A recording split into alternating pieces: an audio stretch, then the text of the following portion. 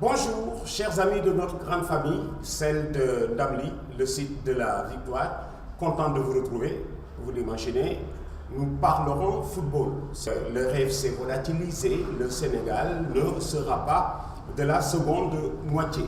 C'est une équipe, c'est vrai, qui portait sur ses frêles épaules de grands espoirs. C'est vrai qu'on en attend des bons et merveilleux parce que l'effectif a donné l'impression de pouvoir tenir la route et susciter les matchs de qualification. 6 matchs, 4 victoires, 1 nul, 1 défaite. Quand nous nous sommes retrouvés dans la poule de ceux-là qui rentrent de la Coupe du Monde, à savoir le Ghana et l'Algérie, les Sénégalais nourrissaient l'idée de tordre le cou, comme on dit, ce n'est pas une superstition, mais de tordre le cou peut-être aux favoris. Tordre le cou aux favoris parce que Algériens et Ghanéens ont préjugé favorable. Très rapidement, si vous jetez un coup d'œil sur le nombre de participations de ces pays, vous vous dites le fait de participer pendant longtemps a aussi son importance. Le Ghana aujourd'hui est à 17 participations, l'Algérie est à 20 participations. Alors celui qui va le plus souvent peut toujours posséder quelque chose en plus. Alors voilà que le Sénégal reste calé. Mais à cela, j'ai rappelé que le problème du football sénégalais, il est celui-ci. À quelqu'un qui m'a posé la question, Abdoulaye, qu'est-ce que c'est véritablement ce problème du football sénégalais? Je dis, notre problème, il est celui-ci.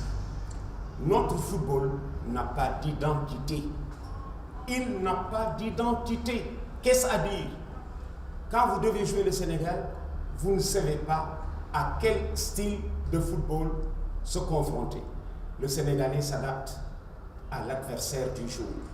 C'est comme ça que jouent les Sénégalais. Et voilà comment dans un tournoi, ils sont capables de battre les meilleurs et de fléchir face aux moins bons. Si vous regardez, nous nous trouvons entre le Ghana et l'Algérie. Ce ne sont ni les Algériens, ni les Ghanéens qui nous ont éliminés. Tellement vrai que l'Algérie a été battue par le Ghana, mais elle se qualifie. Le Ghana a été battu par le Sénégal, mais il se qualifie. Mais comment donc, et pourquoi le Sénégal ne s'est pas qualifié?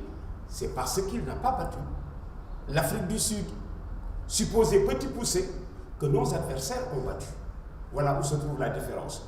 Au moment de jouer le Ghana, les Sénégalais ont relevé le ton au niveau des Ghanéens.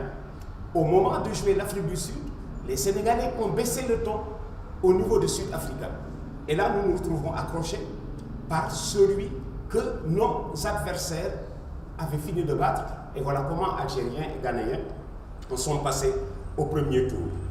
Bon, le problème étant ce qu'il est aujourd'hui, il va falloir peut-être revenir là-dessus après 13 Coupes d'Afrique des Nations, puisque nous sommes en train de marcher sur les mots du passé.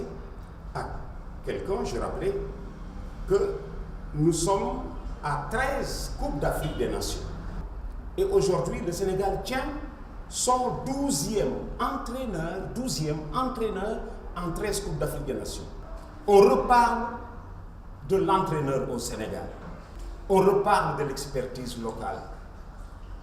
Aujourd'hui, nous avons des problèmes à ce niveau parce que le Sénégal ne s'est pas souvent occupé de ses anciens footballeurs. Que sont devenus les Roger Mendy, vice-champion d'Europe? Que sont devenus les Oumar Gueye Sène, champion de France et capitaine du Paris Saint-Germain en 1985? Oumar Gueye Sène, ce sont des footballeurs qu'il faut faire venir, qu'il faut mettre dans des ateliers comme on le fait sur d'autres cieux, les préparer, comme on dit, au grand rôle. Les Roger Mendy. C'est vrai qu'il y en a heureusement qui les ont précédés et qui en ont aujourd'hui le profil. Souleymane Camara Gaucher, de longues années professionnel en France, qui a été entraîneur de l'équipe nationale, 2 fois limogé, 2 fois rappelé. Boubacar Sarr Lokot, voilà, entre Paris Saint-Germain et Marseille, qui a un vécu formidable, ce Boubacar Sarr Lokot. Amara Traoré, qui a le même profil. Ils ont tous avoir été professionnels. Aliou Cissé, professionnel de fraîche date, on en parle. Je crois un attelage parmi ceux-là.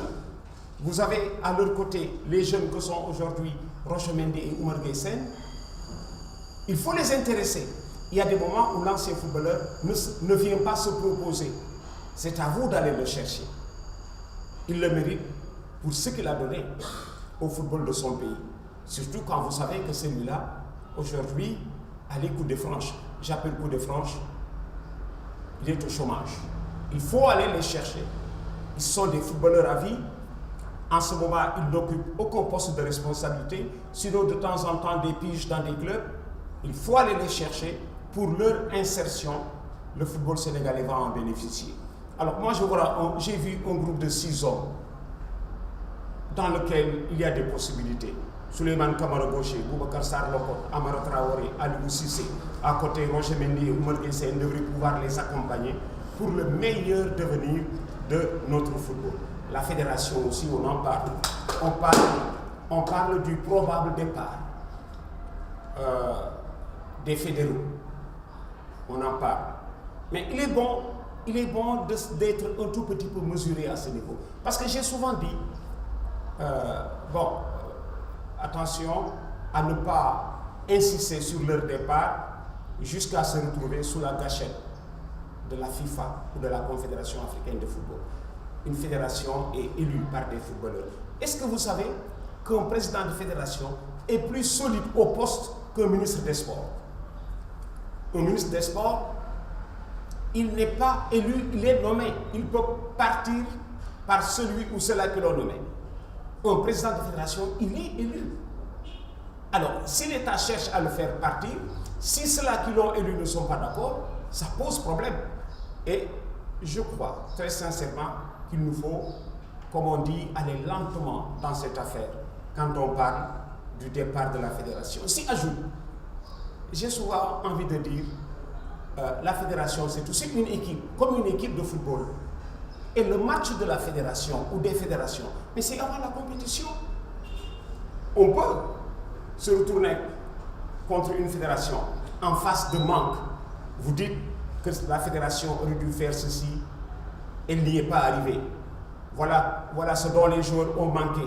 On pose la question à la fédération. Mais est-ce que les joueurs, pendant cette CAN, ont manqué d'une paire de lacets, ont manqué d'un maillot? Voilà où se trouve le match de la fédération.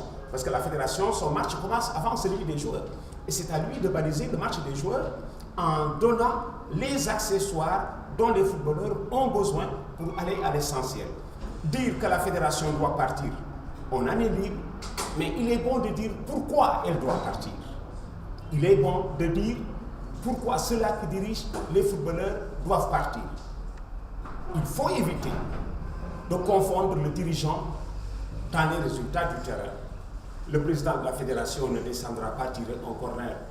Son secrétaire général ne viendra pas tirer un penalty, tout comme le ministre des Sports. Parce qu'après s'être attaqué au président de la fédération, après on va s'attaquer au ministre des Sports. Le président de la fédération, le ministre des Sports ne tire pas de coups francs ou de penalty. Ils mettent les tireurs de coups francs et de penalty dans les conditions. Et personne ne dira que nos footballeurs n'étaient pas dans les meilleures conditions. Ils ont reçu tout ce qu'ils attendaient de l'État et de la fédération avant leur départ. Vous êtes libre de dire que la fédération doit partir, mais dites au moins où se trouve la faute de la fédération. À quel niveau la fédération a fauté? Ceci peut aider à l'équipe fédérale qui va venir dans sa gestion. Elle évitera alors de marcher sur les bourdes des dirigeants qui les ont précédés à la Fédération sénégalaise de football. Où se trouve la faute de la fédération? Si nous traitons du sujet, nous pouvons trouver peut-être les raisons de précipiter leur départ ou certainement de les maintenir. Voilà pour le numéro d'aujourd'hui. La Coupe d'Afrique des Nations oblige.